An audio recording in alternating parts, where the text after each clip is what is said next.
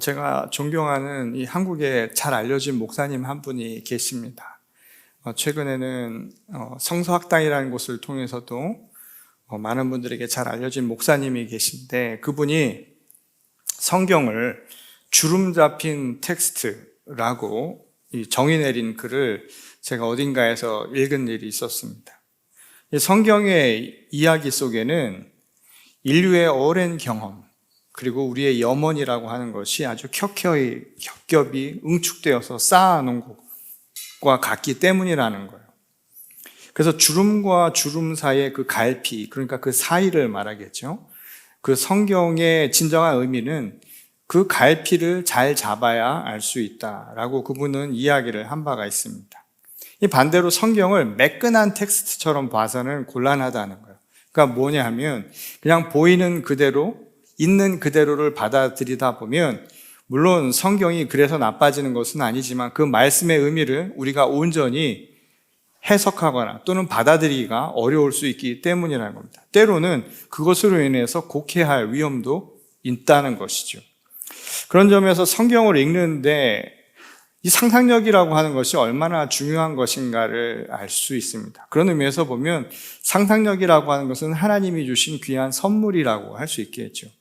이 문자 그대로 이 성경에 있는 이야기들 또는 거기에 나와 있는 내용들을 그냥 객관적 사실로 그대로 받아들였으면 좋겠는 사람들에게는 이 하나님의 말씀을 상상한다는 것, 그 안에서 무언가를 찾아내려고 한다는 것이 오히려 문제가 있는 것처럼 보일 수도 있고 또 불경스럽게 여겨질 수도 있을 겁니다. 잘 모르거나 그래서 불확실하면 그냥 믿어 라고 하는 것이 많은 사람들이 생각하는 신앙의 모습이기도 했죠. 근데 잘 믿기지 않는 사람에게 무조건 믿으라고 한다면 그게 잘 믿겨지지가 않죠. 잘 들어오지가 않는 법입니다. 오히려 하나님의 말씀을 우리가 있는 그대로 다 파악할 수 있다라고 생각하는 것, 혹은 그것을 내가 잘 알 수 있고 또 확신하고 있다는 것이 어쩌면 더 이상하게 들릴 수도 있는 일이기 때문입니다. 어쩌면 그것이야말로 더 불경스럽게 느껴질 만한 일이기도 하지요.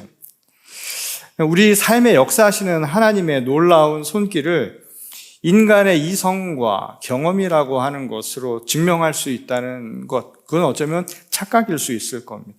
그게 더 우리를 곤란하게 만들 수 있는 일일 수 있다는 거예요. 그래서 이러한 유한함 때문인지는 모르지만 하나님께서 우리에게 주신 상상력이라고 하는 선물이 아주 특별하게 여겨지기도 하죠. 예수님도 하나님의 나라를 우리한테 이야기하실 때는 비유로 설명을 하셨습니다. 그 말은 그 이야기의 객관적인 사실을 검증하는 데 목적이 있는 것이 아니라 그것을 통해서 우리가 인지하기 어려운, 우리의 인식과 우리의 감각 경험으로는 온전히 파악하기 어려운 하나님을 그렇게 헤아려 느껴보라고 하신 것이기 때문입니다.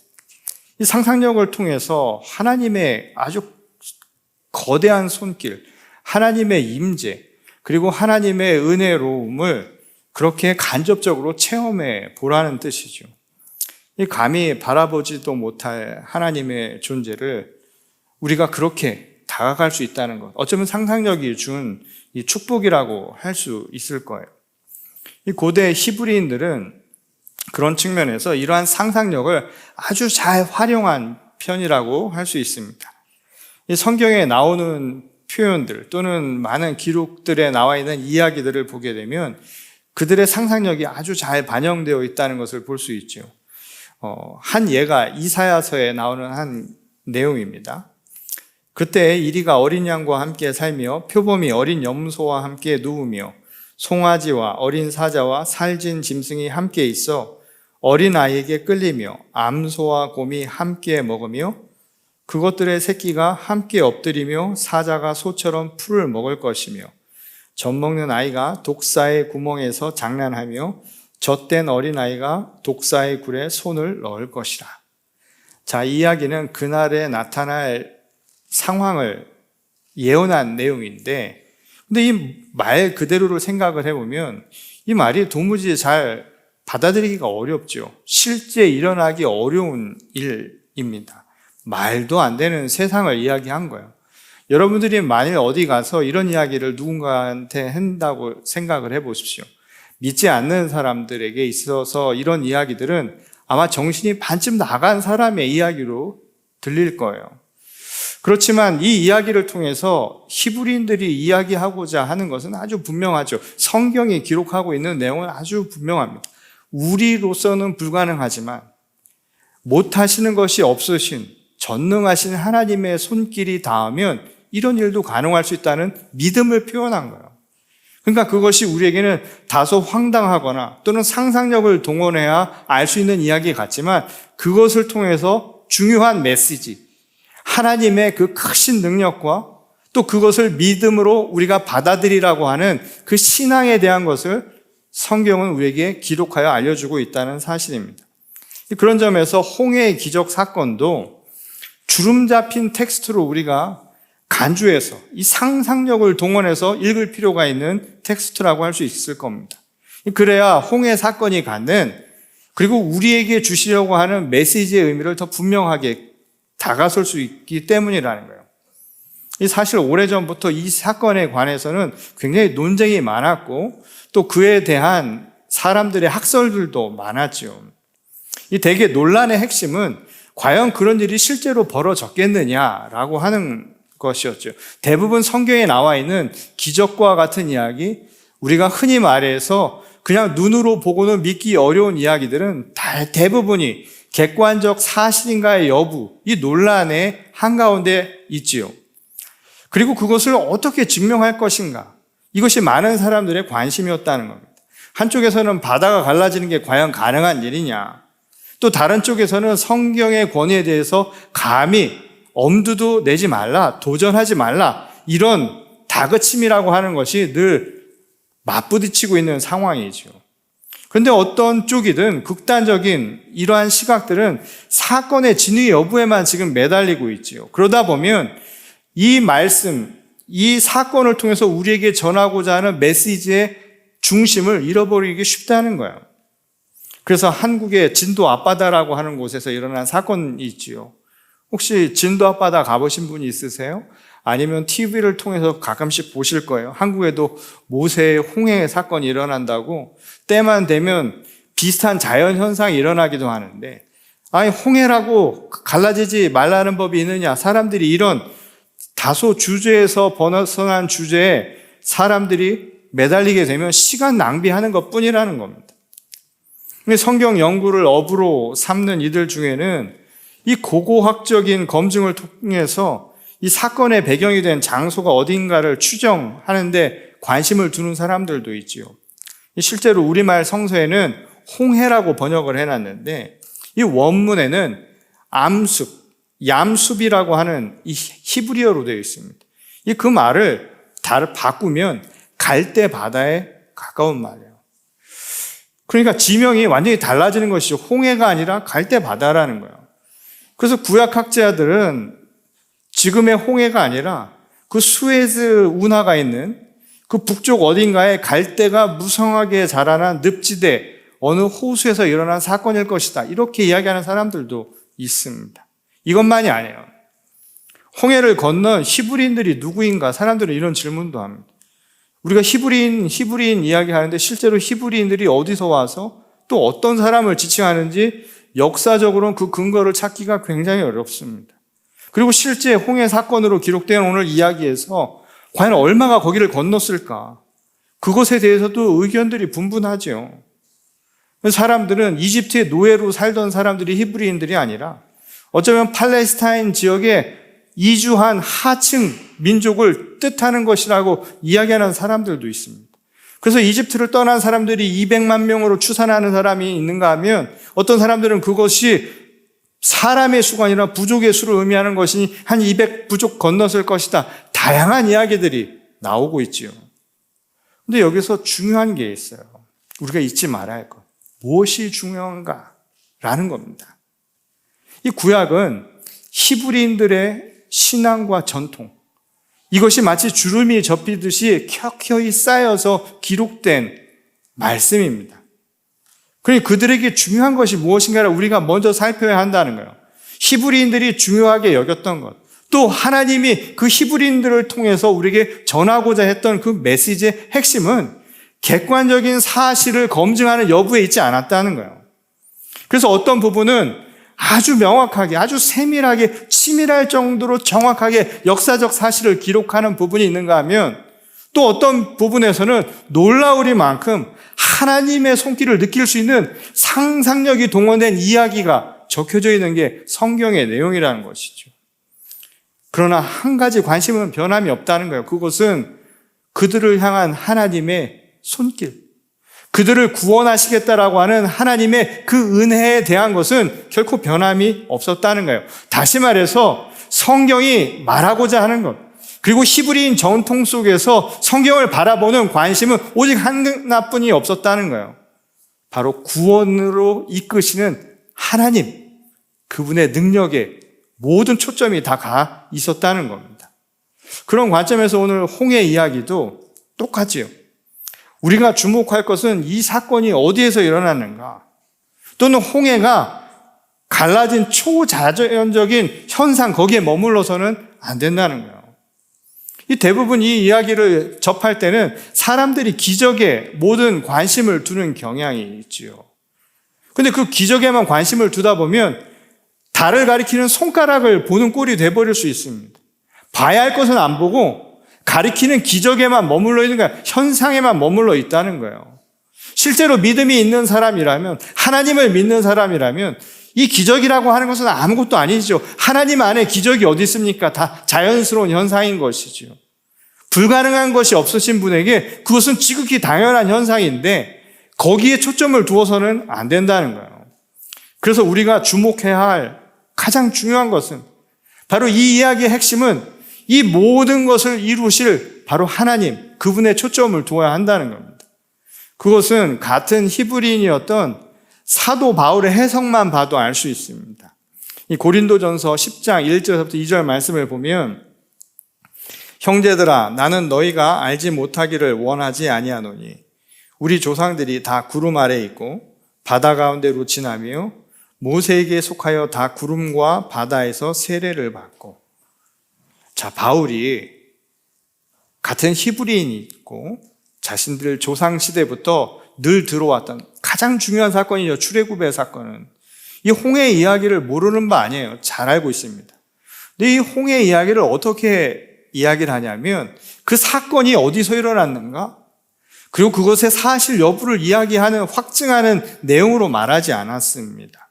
그에게 중요한 것은 뭐냐면 이 사건은 하나님이 그 백성에게 주신 세례와 같은 것이라고 이야기를 한 거예요. 이 말은 아주 중요한 것을 가르쳐 주죠. 세례라고 하는 것은 물로 씻기는, 우리를 씻는 행위지요. 물로 씻음으로 말미암아서 우리의 죄가 씻김 받고 우리가 하나님 안에서 새로운 피조물로 거듭난다라고 하는 영적인 정결 행위가 바로 세례의 핵심입니다. 그러니까 하나님 안에서 옛사람은 죽고 새 사람으로 거듭나는 게 세례의 핵심이에요. 이 바울은 히브리 민족이 이집트 땅에서 탈출해서 홍해를 건넌 이 사건을 어떻게 보았는가 하면 하나님의 은혜로 인해서 새로운 피조물로 거듭나는 과정이라고 이야기를 했던 거예요. 그러니까 단순히 제국의 노예 생활에서 벗어나는 그 역사를 이야기한 것이 아니라 이 홍해 사건의 핵심은 그들의 영적인 변화를 의미하는 것이라고 이야기를 한 겁니다. 그리고 그래야 한다는 것을 우리에게 가르쳐 주죠. 말하자면 몸의 탈출이 아니라 우리 영의 변화를 지금 이 이야기는 가르쳐 주고 있다는 거예요. 그러니까 그들의 영혼이 이전의 습성을 버리고 하나님의 사람들로 거듭나는 과정이라는 것이죠. 이게 바로 중요한 사건이라는 거예요. 이게 핵심이라는 거예요. 우리는 착각을 많이 하고 있죠. 교인이 된다는 것은 어느 특정한 공간에 머무는 것, 그래서 저 바깥이 아니라 이곳에 머무는 것이 마치 우리 영혼 구원이 된 것처럼 착각한다 이 말인 겁니다. 그것은 완전한 구원이 아니라는 거예요. 완전한 세례라고 하는 것은 우리 몸의 변화, 이것도 중요하겠지만 어디에 있는가도 중요하겠지만 더 핵심은 우리 내면에 변화가 있어야 한다는 겁니다. 지금 바울 사도를 통해서 이야기하는 홍해 사건의 핵심은 우리 영적인 변화, 영혼의 변화가 이루어지는 것이어야 한다는 거예요. 그러니까 어느 특정한 민족의 역사적 상황을 이야기하는 것. 우리가 왜 남의 민족 이야기를 지금 공부합니까? 그 상황 자체, 그 사실을 이야기하려는 게 초점이 아니라 하나님이 이 성경의 말씀을 통해서 우리에게 전하고자 하는 포인트는 그것을 통해서 우리 안에 진정한 변화가 이루어져야 한다는 거예요. 그리고 그것을 통해서 이것을 가능케 하신 하나님의 놀라운 능력을 보라는 거예요. 그런 점에서 오늘 본문의 장면을 한번 상상을 한번 해보십시오. 이 많은 사람들이 이 홍해의 이 장면을 생각하면 영화를 떠올려요. 예전 분들은 영화 10개라고 하는 걸 떠올릴 거예요. 조금 연식이 되신 분들은 옛날 거를 생각을 하실 거예요. 그래도 대단한 거예요. 그 당시에 5, 60년대에 그렇게 웅장한 장면을 찍었다는 것. 최근에 나온 영화들 CG가 대단하죠. 웅장한 장면이라는 거예요. 그런데 우리의 시선이 머무르는 게 그 웅장한 장면이 되어서는 안 된다는 겁니다. 그것을 가능케 하시는 하나님을 봐야지 그 보여지는 현상에 머물러서는 안 된다는 거예요. 그런 의미에서 상상을 한번 해보십시오. 이제는 출애굽의 이 사건을 대할 때마다 상상을 이렇게 해보세요. 갈라지는 걸 생각하지 마시고 세례를 받는 사람들의 행렬로 한번 생각해 보십시오. 수많은 사람들이 세례를 받기 위해서 줄을 서 있는 그 모습을 한번 생각해 보십시오. 이것이 바로 이 이야기가 우리에게 전하고자 하는 실질적인 메시지일 수 있기 때문이라는 거예요. 그런 의미에서 오늘 본문에 아주 잘 요약된 한마디 구절이 있죠. 마지막 31절에 나오는 그 큰 능력이라는 표현입니다. 이 그 큰 능력이라고 되어 있는데 이것을 원 번역으로 보면 놀라운 mighty hand, 하나님의 놀라운 능력, 그 손길을 지금 이야기하고 있는 것이죠. 그러니까 홍해 이야기의 핵심은 전혀 다른 이야기일 수 있다는 거예요. 그냥 민족이 이집트에서의 노예 생활에서 구출되는 사건만이 아니라 우리 인류의 영혼이 구원되는 사건을 의미하고 있는 것이죠. 이집트 땅은 그런 의미에서 당시 세속적인 가치를 가장 응축하고 있는 상징이라고 말할 수 있습니다. 로마 시대가 그 당시 세계관을 대표하는 것이라면 지금 이 출애굽의 사건의 핵심이 되었던 배경이죠. 이집트야말로 당시 시대의 세계관을 가장 정점에서 보여주는 모습이라는 거예요. 그러니까 속세적인 가치, 제국의 가치에서 벗어나는 이야기라는 거예요. 몸이 떠나는 것만이 아니라 우리의 영혼이 어떤 변화를 겪고 있는가를 이 사건은 이야기해주고 있다는 것이죠. 제국의 논리라고 하는 것, 그 결국 뭘까요? 힘의 논리라는 것이죠. 여러분, 힘의 논리라고 하는 것은 내가 세상을 살아갈 수 있을 때 가장 누릴 수 있는 최상의 그 무언가를 이야기하는 것입니다. 제국의 최정점에 있는 사람이 모든 것을 다 누리겠죠. 그것은 모든 사람들이 가지고 있는 세계관 가운데 하나예요. 그 힘에 의해서 세상이 움직이는 겁니다. 그러고 본다면 오늘날 우리 시대도 거기서 자유로울 수 있다고 말할 수 있을까요? 어쩌면 오늘 우리가 살아가는 이 자본주의 시장 사회도 어쩌면 우리는 물질적인 가치 속에서 살아가고 있습니다. 그래서 돈이라고 하는 게 최고의 힘을 갖지요. 그렇죠? 돈이 권력도 살 수 있습니다. 돈이 명예도 얻어줍니다. 돈이 모든 사람들을 내 앞에 무릎 꿇리게끔 만드는 힘이 됩니다. 자, 인간관계를 한번 보십시오. 인간관계는 타고날 때부터 나오는 관계에 가치는 없어요. 직장을 다니면 그 관계가 형성이 되죠. 내가 저 사람한테 어떻게 대해야 하는가 가르쳐주지 않아도 알아요. 그런 과정 속에 가장 끝으로 올라가면 그 정점에는 돈이라고 하는 것이죠. 그만큼 강력한 힘을 가지고 있습니다. 많은 사람들이 그걸 꿈꾸면서 살고 있어요. 또 돈으로 안 되는 게 없는 세상 아닙니까? 심지어는 미도 바꿔요. 아름다움도 가져다 주지 않습니까? 돈이라고 하는 게 타고난 것도 바꿀 수 있는 게 오늘 돈이 가지고 있는 힘이라는 겁니다. 그런데 그러한 세상, 그러한 가치에 물들어 있던 사람들에게 새로운 세계관을 가져다 주었다는 거예요. 바로 하나님의 놀라우신 능력이 그것을 행하고 있었다는 것이 바로 오늘 우리가 읽은 본문의 핵심 내용이라는 겁니다.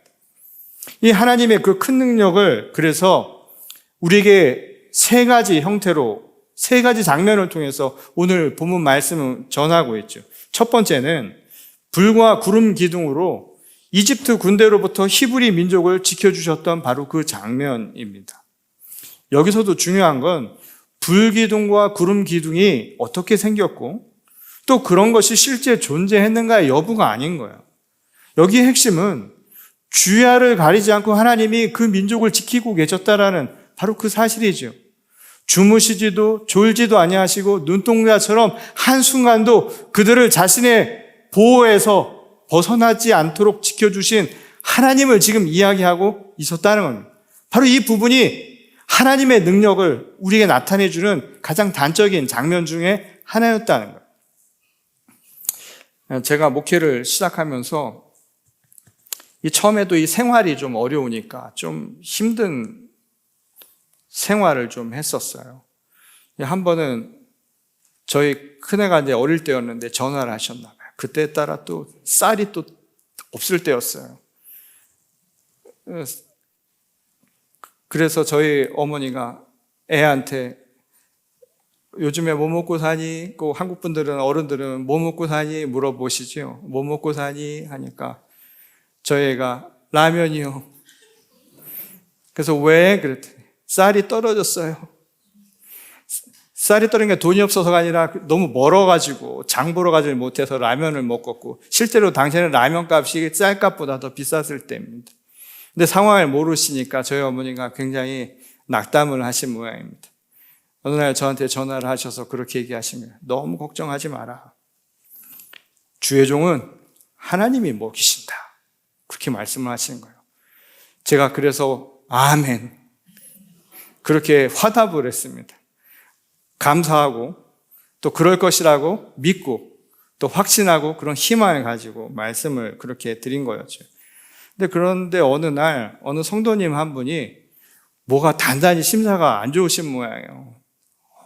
뿔이 좀 나셨고 저를 찾아오셨는데 막 이런저런 얘기하다 마지막에 저한테 뭐라고 얘기를 하시냐면 목사님 그거 알아요? 내가 헌금해서 목사님 월급 따박따박 받게 하는 거예요. 그러니까 내 말 들어야 하는 것 아닙니까? 그렇게 말씀을 하시더라고요. 적어도 저는 그때 무슨 생각이냐면 이분은 주의 종은 하나님이 먹이신다는 이 말을 믿지 않으시는 분이구나 그런 생각이 들었습니다. 근데 화폐의 흐름을 생각을 해보면 그분의 말이 틀린 거 아니죠. 저도 그거 다 압니다. 따지고 보면 맞는 말이죠. 근데 주의 종으로 부름 받았다고 믿는 저에게는 하나님이 먹여주신다라고 하는 이 말씀이 이 돈의 출처에 대한 사실 여부를 묻는 것보다 더 의미가 있게 다가왔습니다. 그리고 제가 무엇을 하는지에 대한 더 강력한 소명감을 갖게 해준 게 사실입니다. 무엇보다 하나님이 주의 종을 그렇게 지켜주실 것이라고 하는 그 마음이 그것이 저에게 더 큰 믿음을 갖게 하는 원동력이 되어줬다는 거예요. 그러니 우리가 어떤 신앙, 어떤 믿음을 갖게 될 것인가? 우리가 무엇을 볼 때도 그런 상상력을 통해서 하나님의 능력을 보는 것이 얼마나 우리에게 중요한가를 생각해 볼 수 있는 대목이죠. 두 번째는 이 하나님께서 이집트 군대의 병거 바퀴들을 바다 한가운데 얽어 놓아서요. 이게 다 빠지게 해가지고 꼼짝달싹 못하게 만드셨다는 바로 그 장면입니다. 이 병거는 당시의 최첨단 무기예요. 이집트가 그렇게 대제국을 건설할 수 있었던 이유는 무엇이었을까 하면 다른 것이 아니라 이러한 최첨단 무기를 갖고 있었기 때문입니다. 그래서 주변국들을 복속시킬 때 이 병거의 힘이 엄청났던 거예요. 그러니까 병거는 그 시대에 인간이 가질 수 있는 가장 강력한 무기였던 셈이죠. 그런데 홍해 이야기는 이 이야기를 통해서 뭘 얘기를 해주는가요? 인간이 가장 강력한 힘이라고 여기는 거예요. 그것조차도 하나님 앞에서는 무력화될 수밖에 없다는 거예요. 아무 소용이 없다는 것, 무용지물일 뿐이라는 겁니다.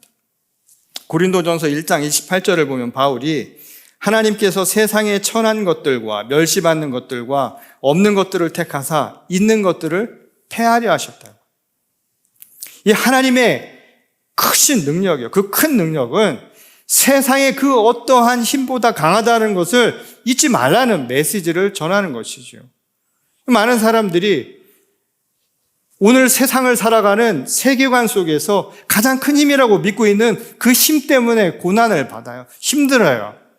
실제로 이스라엘 백성들도 이곳을 향하기까지 엄청나게 불만, 불평, 그리고 하나님을 원망했습니다. 왜 그랬냐면 강력한 힘이 있는데 그것 때문에 내가 죽게 생겼다고 말이에요. 당시 이집트 제국 앞에 저 병거들이 쫓아오는데 나는 죽게 되었다라고 하는, 그래서 나를 죽게 만들었다라고 하는 이유로 하나님과 모세를 원망했지요. 오늘 우리도 똑같이요. 세상을 살아가면서 이 시장 자본주의 세상을 살아가면서 돈이 없으면 내가 원하는 그 무언가가 생기지 않으면 모든 게 다 잘못됐다고 문제를 삼고 원망하고 인생이 잘못됐다라고 이야기하지 않습니까? 그런데 오늘 이야기는 우리에게 분명하게 가르쳐줍니다. 하나님의 능력 앞에선 그거 아무것도 아니라는 거예요. 그거 가지고 세상 살 것 같지만 아니라는 거예요. 오늘 하나님이 불러가시면 그건 아무 소용이 없는 일이라는 겁니다. 인생이 그것 때문에 우리를 복되게 만들 수가 없다는 거예요. 그것이 우리를 구원의 길로 이끄는 것이 결코 아니라는 겁니다. 세 번째 부분은 이 갈라졌던 바닷물이 제자리로 돌아와서 이집트 군대를 삼키게 한 바로 그 장면입니다. 이것이 바로 하나님의 그 큰 능력을 보여주는 세 번째 모습이죠.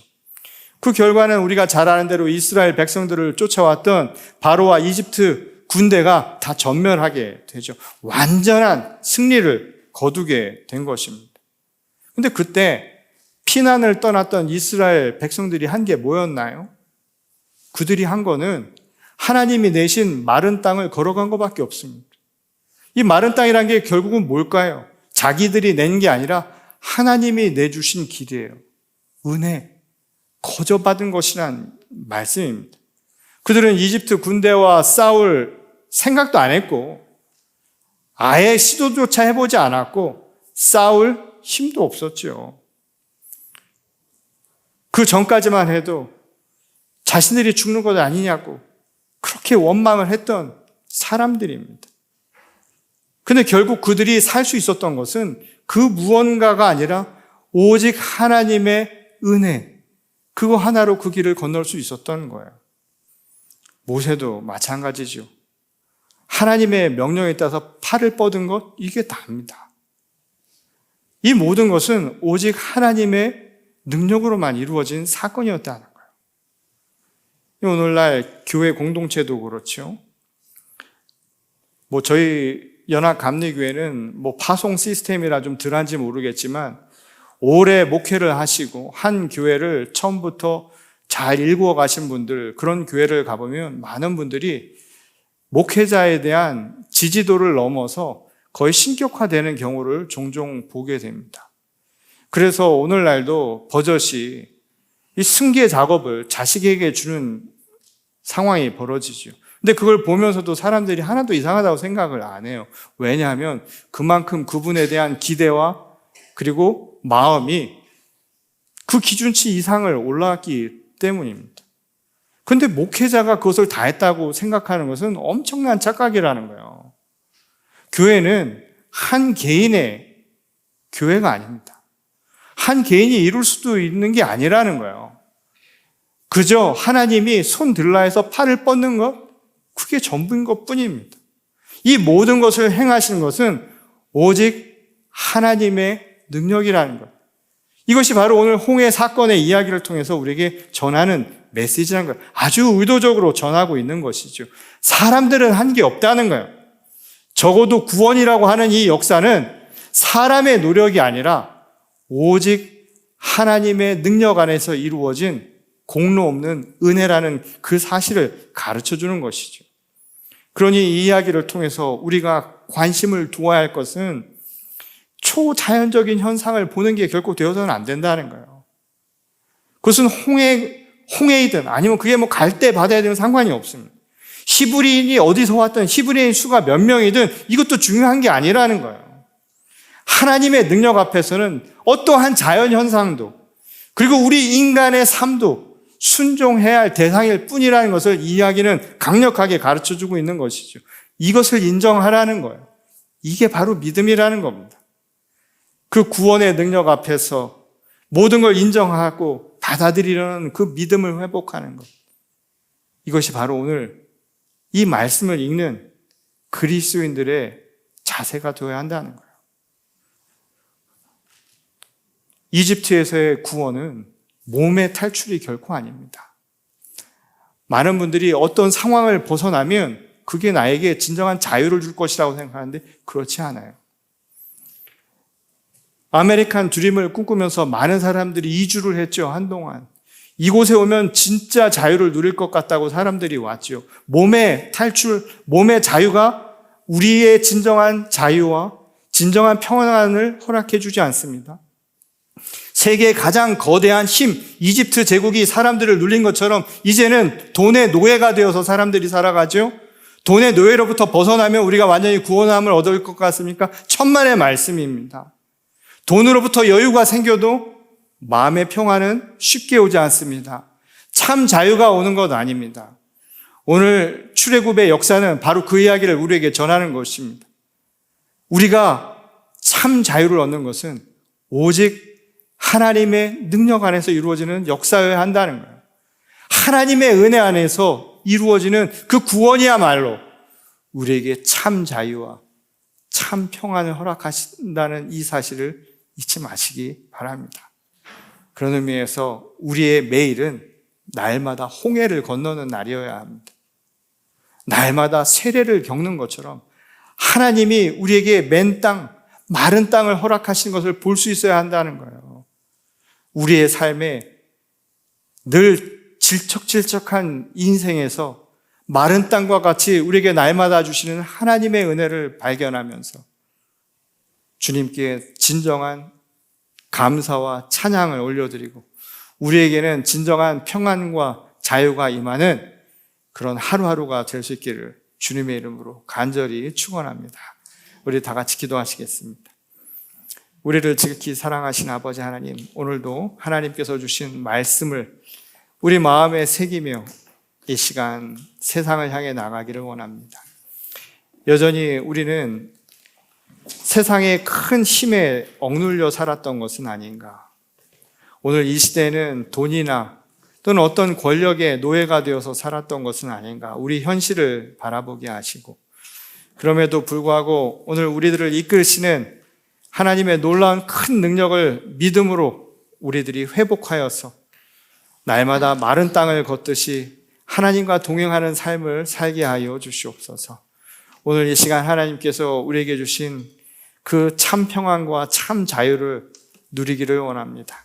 주께서 저희와 함께 하시며 하나님의 그 놀라우신 능력 가운데 동행하며 살 수 있는 저희 모두로 삼아 주시옵소서. 모든 것 위에 함께 하시는 우리 주 예수 그리스도의 이름으로 간절히 기도드렸습니다. 아멘.